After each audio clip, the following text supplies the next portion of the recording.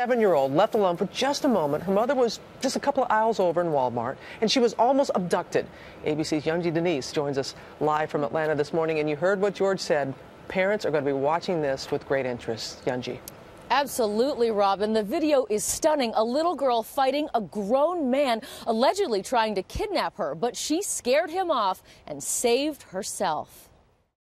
Hi, my name is Officer Rich Wilson of the Port St. Lucie Police Department, and I am currently assigned within the Community Programs Division of the Police Department as the Executive Director of the Port St. Lucie Police Athletic League, or PAL as we affectionately call it.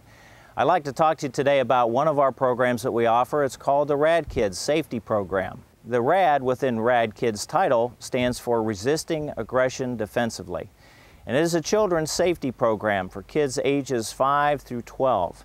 And what we do is we teach kids about dangers of all types, up to and including dangerous folks, and how to deal with them. We started this program in the city of Port St. Lucie in 2004. And it was started as a response to a very tragic incident on the west coast of Florida.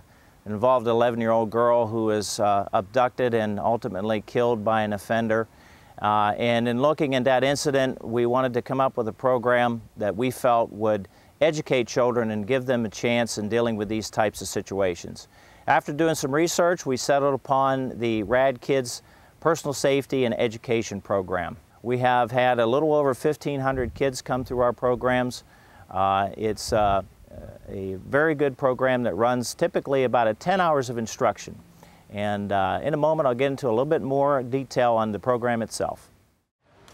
All right, folks, get your attention real quick. I'm Officer Rich Wilson. I'll be the primary radKIDS instructor for the program this week. I want to welcome you to the Police Athletic League. Let me tell you a little bit about the first day, the typical first day of instruction on a radKIDS program. Of course, when we get the kids in, we get them checked in, and once we have them signed in and make sure all the administrative paperwork's in order, the first thing that we usually do, I will have a meeting with the parents. I'll give a brief overview of the program and what to expect during the week's instruction. Part of that program is a family safety manual, which I hand out and explain to them. Our family safety manual is for the children and for the parents as a resource that the majority of the information that's taught during the week is in the manual, and they can refer to it even after the program is done. Part of that will be a signature from the instructor, which allows them to come back and repeat the program, which we highly encourage so that they learn even more. That signature allows them to participate in any radKIDS program where it's offered free of charge as a past graduate. Moving on from there, what we have is the first day of instruction is going to be, we'll talk about some definitions that we use in the program, some words, and make sure that the children understand what we mean by if we use the word emergency. We'll discuss those types of things so they understand clearly what an emergency is. And of course, if they're in trouble or danger, that is an emergency. We'll talk about the use of 911. We'll actually do drills to teach the kids using some prop phones on how to actually dial 911. We typically will involve a little bit of movement in that too, where the kids, once they learn how to do the dialing, we'll have them run to a safety zone, pick up the phone, dial 911, and we'll simulate a 911 call where a dispatcher will answer and they will have a simulated emergency. They'll give information. They'll stay on the phone, speak clearly, be able to know things like their address and give out the proper information so that they can get the help that they need. We talk to the kids about the types of help they can get by calling 911. All right, pick the phone up. All right, good dial tone. Now what do you dial? Do you remember the numbers? Okay, show me. 9, good. 1, excellent. 911, what's your emergency? Fire. There's a fire? Yeah. Are you near the fire or are you safe away from the fire? You're near the fire. We talk about fire safety within the home and having a fire safety plan. We'll talk about different areas of the home that they should play in and areas that they should stay out of. We'll move out from there and we'll talk about safety, out and about safety, it's called, where they're out away from their home. They might be with their parents or on their own or with friends.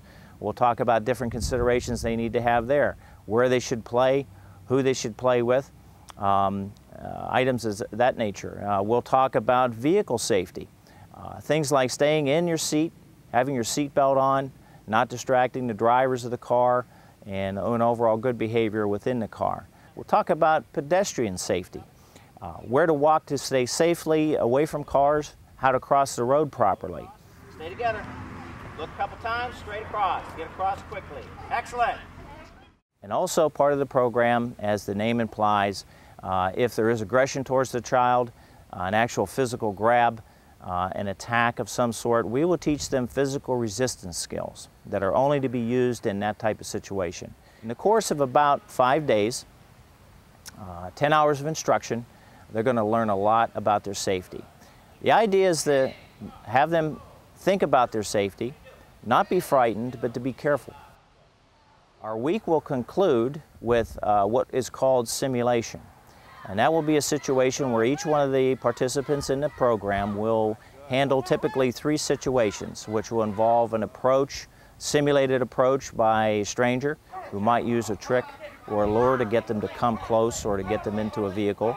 They're taught how to handle that situation through distance and using their voice and using a warning stance if necessary. They'll typically have another scenario involving a trick where that person will attempt to close the distance quickly and grab the child, and if that's the case, then they will use their physical resistance skills to escape. And then typically another scenario which will involve a grab, typically from behind, and they have to use their skills to escape from that. It's done at a lower intensity level with just enough adrenaline going on their part that they understand they can do these things and be successful. At the conclusion of the program, and after the kids have completed simulation, we like to have a good time. We like to have a little celebration for the kids. All of the children receive a nice certificate with their picture and their thumbprint on it. They've really worked hard during the week to get their graduation certificate, so we like to have a little celebration with the parents and with everybody else, the instructors of the program. Hello, my name is Officer Lawler. I'm with the Port St. Lucie Police Department. Our biggest hopes with programs such as these is to help keep the children in our city safe and to help educate them on how to not only keep themselves safe, but in an emergency situation or a dangerous situation, be able to defend themselves. This program is a wonderful program. PAL in general is a fantastic resource for parents and families to be able to enroll their children in programs that not only keep them busy, but teach them about safety. It's really beneficial. I think my children this is the 3rd day of the program, and they've already learned so much. They're going through the manuals themselves, and they're trying out techniques on me and their dad. So it's really beneficial. I think it's a great program. I like radKIDS because you learn how to defend yourself, and if someone comes up to you and tries to hurt you, you can run away and you know how to protect yourself. As a teacher and as a parent in this community, I think that this program is very vital.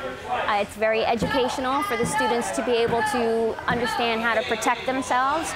Not only that, but it gives them a sense of security and safety, and I think it's a vital part of our community that this program is being offered. I think it's excellent, and I think that every kid should have the opportunity to partake in this program. Many of the parents have some really positive feedback, especially if they've been able to stay for the majority of the instruction.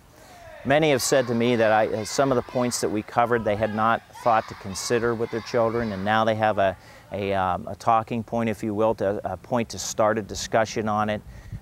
Things like setting up a family password so that if the parents ever had to send anybody to pick their child up in an emergency that the child wasn't expecting or maybe didn't know, there's a control word that can be given to that person that the child asked for, things like that. If you would like to check out information on our programs, you can go to the PAL website by going to www.pslpd-psl-pd.us. Click on the PAL tab. It'll take you to our part of the website. If you have any questions, you can certainly call me at the Police Athletic League. The phone number is 772-398-9436.